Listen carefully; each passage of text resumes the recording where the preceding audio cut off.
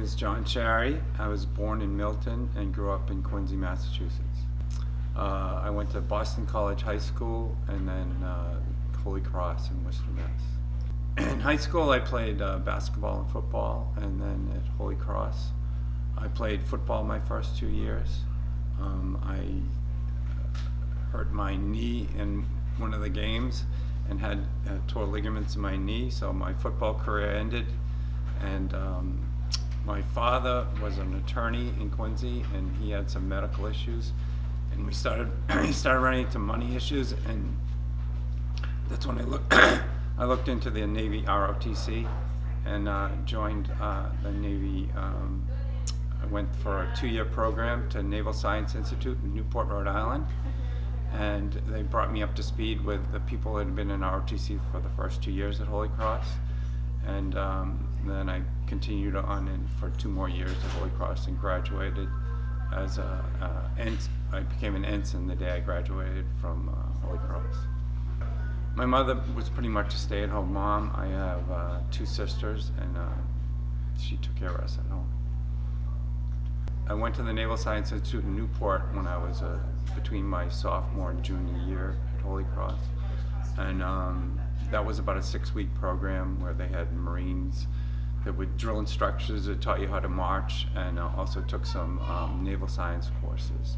So that was 1977, was pretty much when I became part of the Navy. Had to wear a uniform to some of my classes and that sort of thing.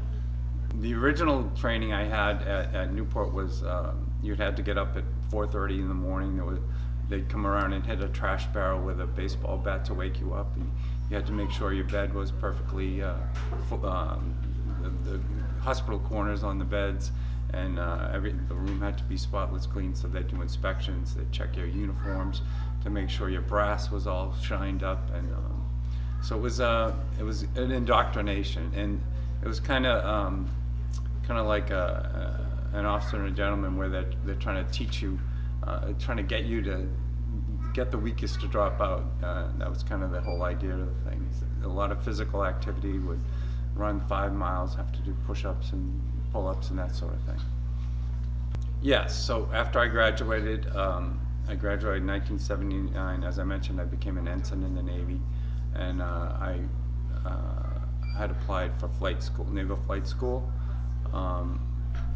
My class didn't start for 6 months after I graduated, so I went to Brunswick Naval Air Station in Brunswick, Maine, and I had a job there as a scheduling coordinator for training flights that went back along the east coast between Brunswick and Jacksonville, Florida, and it gave me kind of an idea how the Navy ran, and it piqued my interest in wanting to fly that particular plane that was in Brunswick. So after I left Brunswick, I went to Pensacola, Florida. There again, I took some naval science courses in Pensacola, and it was about 6 weeks in Pensacola, and then I left Pensacola and went to Corpus Christi, where I had primary training in a T-28 plane, and that lasted about a year, and that was learning how to basic flight. Learning flight characteristics and things like that. And then once I finished the primary training, where you had a bunch of flights with an instructor, and then I went on to advanced training, which was a T-44, a twin engine plane, like a Beechcraft. That lasted another 6 months or so. And once you did a solo in the T-44, you got your wings, the wings of gold that they put on, so that was kind of a cool thing. And then after Pensacola, I went to Jacksonville, Florida, and spent 6 months there to learn how to fly the P-3 plane, which was in Brunswick. And then I was stationed in Brunswick in like 1982. As I mentioned, I went to my flight school class was 6 months after I graduated from Holy Cross. So I was in Brunswick, Maine for about 6 months. I was stationed with Patrol Wing 5. I was a scheduling officer for training flights that went along the East Coast, and gave me an idea of how the squadron worked and how the VP Navy worked, and made me interested in going back to that type of job after I went through flight school. I went to Pensacola and went through the basic 6-week training in Pensacola, where you do the Dilbert Dunker, where you slide down in the water and that sort of thing. We had boxing, we had classes on aviation, aeronautics, navigation, that sort of thing. So that lasted about 6 months. I went to primary training in Corpus Christi, Texas. I flew the T-28 there. It was a big, strong, very forgiving airplane. That lasted about 6 to 9 months. The final training in that was a solo flight where you got to fly by yourself in the plane, and that was a lot of fun.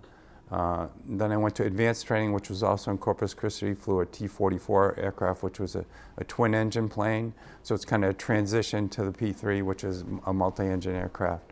So I flew that, and the solo flight I took with another student. We flew back from Corpus Christi to Pensacola, and that was a fun flight. And once you do your solo flight, you get your wings, which means you're a naval aviator. So after Corpus Christi, I was selected to go that's where they do a selection, where you go. And I was selected to go to VP8 in Brunswick, Maine, which I wanted to. I went to training for the P-3 in Jacksonville, Florida, where we spent about 6 to 8 months learning how to fly the P-3 plane with an instructor who used to be in VP8. And I was actually there with one of my classmates from Holy Cross, who went through the whole training with me and was my roommate in Corpus Christi. And we both got selected to be in VP8 in Brunswick, and we ended up back there in 1982 as a junior pilot in the squadron. Most of the guys who I flew with in the P-3, because it's a multi-engine plane, there's 13 crew members in it, so it's a great transition from that type of aircraft to the airlines. And most of my classmates and fellow aviators in the P-3 community who did get out and didn't stay in for 20 years, they transitioned into the airlines and became an airline pilot. And the guy you're talking about was a pilot for Delta Airlines. You get to go to a lot of places. So when I was in the squadron in VP8, we had deployment to Bermuda and Sigonella, Sicily for 6 months each time. And it sounds like a lot of fun, but you're mostly working the plane. The mission of a P-3 was to track Russian submarines, which the submarines used to come down around Bermuda, and we'd drop things called sonobuoys, which would listen to the acoustic sounds from the submarines. They'd drop a hydrophone, and we would track Russian submarines. So it was a pretty cool job, and it was an important job because it was during the Cold War at that time, and it was a proud feeling to serve your country and do something that really mattered back then. It was the T-28, the T-44, and then the P-3. Back in the olden days, pilots used to fly any plane, and there used to be way more accidents. But because you specialized in one aircraft, you learned that plane very well, and it reduced the number of aircraft incidents because you knew that plane inside and out. One of the advantages of the P-3 is it can stay up in the air for a long time. Our flights when we were out on missions would last up to 14 hours. The plane had 4 engines. We could actually shut down 2 of the engines to save fuel to stay on station. Because as I mentioned, we used to track submarines. So we'd stay on station a long time tracking the submarine. You'd drop a sonobuoy and you could triangulate where the submarine is based on the sound. We'd have technicians in the back of the plane that would have monitors that could track where the submarine was going. And then a new plane would come on and would pass off the information to the new plane. So it was a long flight. So some of the places I've been to Iceland, I've been to Spain, as I mentioned, Sicily, Germany. My midshipman cruise between my junior and senior year at Holy Cross, I actually went on a ship to the Philippines and went to Guam. So I've been a bunch of places. The squadron I was with was very successful. So we had the Battle E, which was a meritorious service commendation. So we earned several medals, but they were for the whole unit, not an individual ribbon or medal. It was for the whole squadron. When I was commissioned at Holy Cross, I became an ensign in the Navy, and I stayed for 7 years and became a lieutenant, senior grade, when I left. One of the things I liked about the Navy was the travel, but also one of the downsides is if you have a family, you're away from your family. So when I mentioned Bermuda and Sicily, we were there for 6 months. So you're away from your family for that amount of time. And I wasn't sure. In the airlines, you're home for 3 days, off for 3 days, that kind of thing. And I know friends that are in the airlines, they miss birthdays and things like that, and sporting events for their kids. So I took a more traditional job. I went to graduate school. I went to Babson College and got an MBA. And I joined something much more dangerous than the Navy. I joined the banking industry and became a commercial lender. I worked for Bank of America for 20 years and then a smaller bank, Bank of Canton, for another 16 years, and retired at 64. And my wife, Kathy, she retired at 60, so we've been retired for 3 years now. I have 3 children.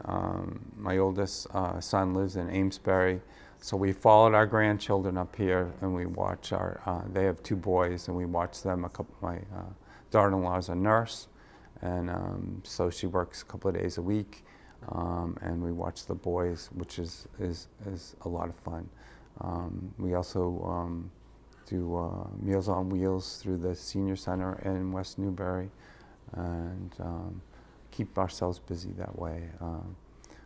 I also have a daughter who has a son, C.J. Boyd, so I have 3 grandsons, and I have a younger son who's 27 who lives in Boston. As I mentioned, we're involved with SAGE, where we volunteer for Meals on Wheels, and we both volunteered on the election for the voting, where we helped take people identification and help them with the voting the last election. It's a great career. I'm proud of my service, and I'd heartily recommend anyone to join the Navy. With the town, I'd like to get more involved in activities in the town because I've put my name in as a volunteer. For the Navy, I mean, it's a difficult time worldwide right now, so everyone has to be on their toes with the situation going on in Ukraine. So I think people need to be hyper vigilant. What I'm hoping is that with the new president in office, that there can be maybe peace in the Middle East and Ukraine, and everybody can get back to getting along. I did join the American Legion recently this year, so I'm looking forward to that. We did have a reunion several years ago, which was fun to see the guys. I actually, my wife and I went back to Brunswick. There's a naval aviation museum in Brunswick, and we took a tour of that, and they had a flight simulator there, and that was a lot of fun to go back to the place where I was stationed and lived up there for 3 years. So I'm hoping to do that again too. I guess they have a reunion every summer, so I think I'd like to try and do that next summer. Think you could still fly the plane? Well, in the simulator, I did pretty well, actually. Yeah, people don't always think of, when you think of Navy, you think of ships, and but naval aviation is a big part of the Navy, where if you think about Top Gun, with that's off an aircraft carrier, and the Navy's ability to go places and show force in different places because of the aircraft carriers or the submarines makes it important role for the Navy. Oh, one of the things I didn't mention is my last job in the Navy after I left Brunswick was a recruiter. So I was stationed in New Jersey. And it was a job recruiting students for the nuclear power program to go on submarines. And that was very challenging because the economy was going well. And usually when the economy is not doing well, there's more it's easier to recruit people for the Navy. When the economy's going very well, it's a difficult time. And you can see now, right now, all the services are having difficulty recruiting people because it's easier to get jobs, is full unemployment. So that was a challenging job. It was so there were 2 pilots in the recruiting district, and we had a small plane that we flew to keep current as far as flying out of Linden Airport. And I used to have to, my job to recruit for the nuclear power program was students with high GPAs too, so it was a very, very challenging job. I think over the year plus that I was doing it, I think I got 8 kids to join, so I'm pretty proud of that.